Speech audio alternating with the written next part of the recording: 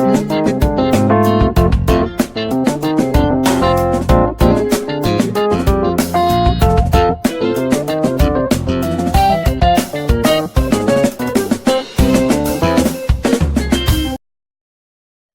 everyone, you are welcome to Anchor Network where you get reliable and authentic news that are so crucial to you.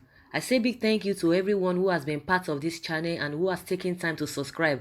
And if you are yet to subscribe, I say please click the red subscribe button and also the bell icon. The bell icon will allow you to get notified anytime we publish any news. And also, I would like you to look at the screen. There's a website address there that I would like you to visit and you'll be glad you did that. Thank you very much. Shehu Sani speaks on reasons North is tolerating federal government and presidency. The former senator that represented Kaduna Central in the 8th National Assembly, Shehu Sani, has cried out over rising poverty and insecurity in the northern region. Sani said that the North is tolerating the presidency because President Muhammadu Buhari is on the seat of power. The former senator also said that the region is not criticizing the federal government because President Muhammadu Buhari is from the north. Shehu Sani, the former senator that represented Kaduna Central in the 8th National Assembly, on Monday, July 22nd, claimed that the northern region is tolerating the state of things in the country because one of their own, President Muhammadu Buhari, is at the helm of affairs. Speaking of future leaders at a conference in Kaduna, Sani expressed worry over rampant killings, poverty and poor education, especially in the north, adding that President Buhari should do the needful before things get out of hand, the Sun reports. Sani said, the North is tolerating of bad government because Buhari is in government and he is from the North. When powers move to the South, the North is good at holding leaders to account, but when it moves to the North, we keep quiet. We are shy. We are cautious. We are afraid of telling our own that the road in the North is bad. We are more courageous to tell the truth to power when the president doesn't come from a region. Questioning President Buhari is more sympathetic when people are killed in the southwest than in the north, and this is because the south are holding him to account. Here in the north, you don't, because they are shy. They believe he is infallible and that he cannot be called to question. The former senator said that the president should pay attention to the advice of his critics such as Wole Soyinka, Balarabe Musa, and former presidents Olusegun Obasanjo and listen to the voice of reason to move the country forward. Meanwhile, Legit.ng reported that Shehu Sani on Tuesday, July, recalled how President Muhammadu Buhari criticized Olusegun Obasanjo when the latter was president. Sani said this in reaction to the shades of opinions that have greeted the latest letter written by Obasanjo to the President Buhari over the current state of the nation. Yeah, guys, that is just the way it is. I don't think it's really the North or maybe the Northerners that are really involved in all of these things. It's cut across board. We need to say the truth. When people are benefiting from you, when we just let us put it in a general term or in a general perspective, when people are really benefiting from you, it takes courage, it takes boldness for people getting benefit from you to be able to tell you where you even make mistakes. They will be afraid because once they tell you, they will feel that you are going to be offended and whatever they are getting from you might cease. I think that's one of the reasons people tend to do that. So when we bring it to our political setting, just like he said that when power shifts to other region, that you see these northerners begin to complain, begin to see things, begin to spot out things, and pointing out fingers, just like what happened when Goodluck was there. They were chanting a lot of things, saying all manner of things, that he was clueless, he didn't know what he was doing, he's not competent, and all manner of things. And at the end of the day, people like, okay, it was because of the way the northerners were really shouting that even made them to vote against him. But I could remember the first time Goodluck Jonathan was coming, he came in and majority of people from that region still voted him. So I think it's really common among human beings. It's not really related to the northerner, but it's unfortunate that whatever that is happening in Nigeria, whatever bad things that we are experiencing now, whatever bad things that we are experiencing now, you know, it's really more from their side.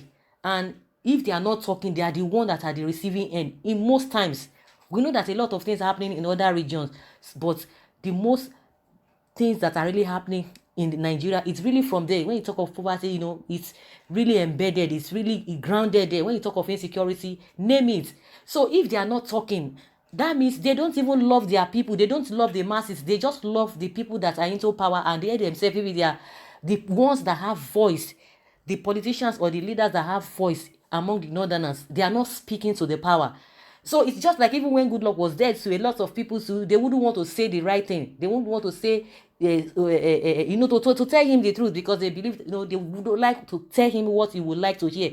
But even without being told, even if the northerners are not even saying it, does it mean even the president that will put there is not seeing what is happening? If really he loves the country, even if he loves his people, things are happening and you are not, you know, taking drastic action the way you ought to. When you talk of poverty, just like the other time the wife came out that it is social intervention program for the masses, that money budgeted for this whole thing, that most of the things did not get to her people. What did they do at the end of the day? Nothing. Everything was still swept under the carpet. So those are the things that we are talking about. At least if really money has been budgeted, you know, you have to follow it through, you know, to the end, so that you make sure that nothing is going to go down the drain. Because a lot of people, most of all these leaders, they are just hanging, you know, once any budget has been passed, or, you know, any money assigned for any particular project, they are just there to grab it and, you know, put it in their own private pockets. It is the responsibility of the government to be able to see through that those things, you know, were really carried out to the letter. It was when the wife came out, and that was when a lot of people get to know what has been happening. And up to today, nobody said anything, and it was just spoken about like 1 week, and that was it. Up to today, nobody saying anything. So, and you see that, you know, when you talk of bandits and all of that, even in his hometown, it's still happening. So what are we going to say? That time they were like, oh, because a Goodluck is not from the north, you know, he just allowed a lot of things to just slips away and allow a lot of things to be happening. But so now that their own is there, what are they doing about it? Even when you talk about the said Amajiri on the streets, what are the people, the elites, the politicians, the leaders, what are they doing? No, the only thing they are going to be telling you, that they are proud that, you know, when it comes to politics, they have voice, they have mouth, they can turn anything, they can do things, they can whatever. Those are the things that they are proud of. They pride themselves on all of those things. And the people that they are maltreating, those ones will just still be looking at them, and they will respect them. They will be looking at them as if, you know, they've said it all. And these guys are really suffering. You will see them all over the country, you know, littered all over the places, begging. The other days, people were like, oh, they wanted to cut off Reno Mokri's head. That why will he say that Igbos don't beg?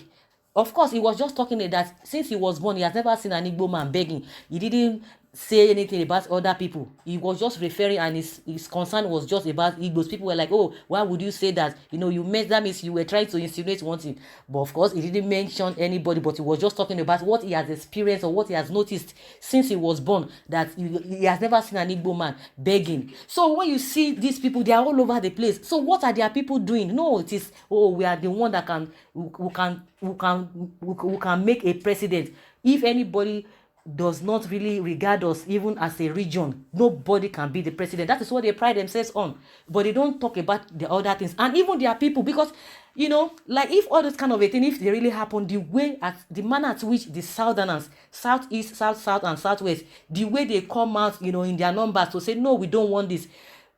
But for the fact that these things are really happening in the north, I've never seen so much, maybe pockets of people, you know, coming out to protest. Okay, these are the things, you know, befalling us, even as a people. When we have leaders that are even, you know, at the hem of our face, our own people, you can't see them come out in number every now and then, because what is happening in the north is something that, you know, cause for worry and cause for, you know, attention, that these guys need to be coming up and be saying no until the government protect their lives and all of that. Though they do come out, but if you compare it to the rate at which things are happening, you know, you can see that they are not doing anything. It's like they are comfortable with it. I could remember after the election, people were like, oh, it's like the northerners, they are not even saying, they're not complaining about poverty, because poverty is what is really, hitting everybody in the country. But they are the one, at the receiving end, but yet they still come out in their numbers to vote again for this man just because it's from their place. So they are the ones at the receiving end.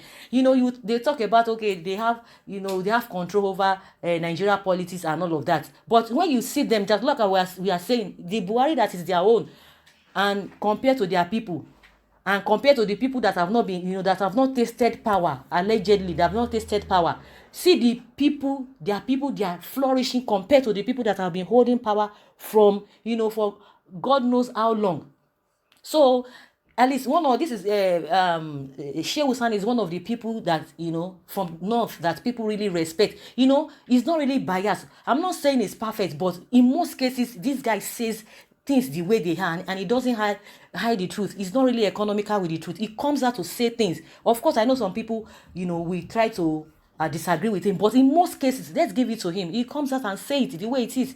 So if the people that are suffering or that are feeling the heat, if they are not talking, they are not bothered about that. So what can other people do? But the most important thing is that if this kind of a thing is happening in the south, generally, you see people coming out, they don't hide mouth. Even if when people try to, suppress them not to talk, they still come out. You see pockets of them coming out. But if only one person is talking,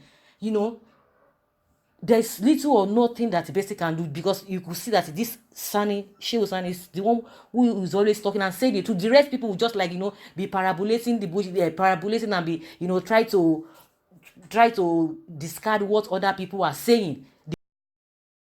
So guys, that's just my own opinion. I would like to hear from you, concerning what Shehu Sani has said. Please put your comments down in the comment section. Thank you very much. Bye.